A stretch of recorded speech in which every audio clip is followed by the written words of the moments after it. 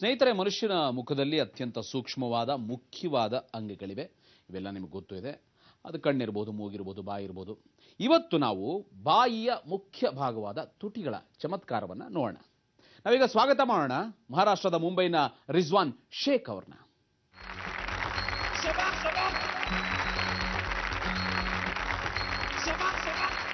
ರಿಜ್ವಾನ್ ಶೇಖ್ ಈಗ ಏನ್ ಮಾಡ್ತಾರೆ ಗೊತ್ತಾ?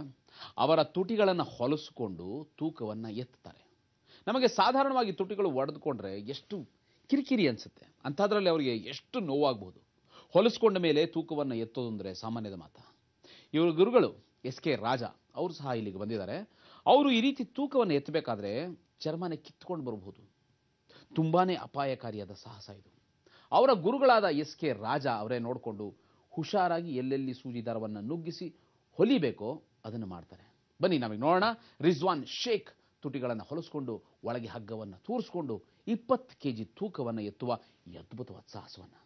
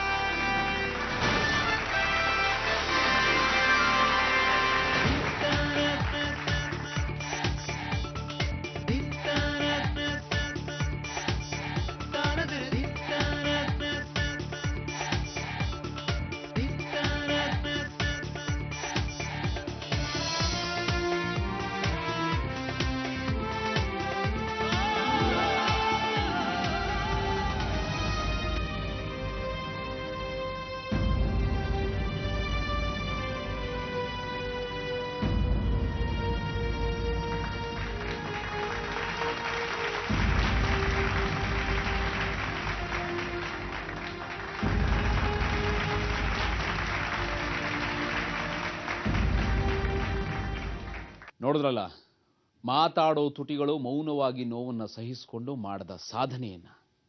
ಶಭಾಷ್ ರಿಜ್ವಾನ್ ಶೇಖ್, ಶಭಾಷ್ ಇಂಡಿಯಾ.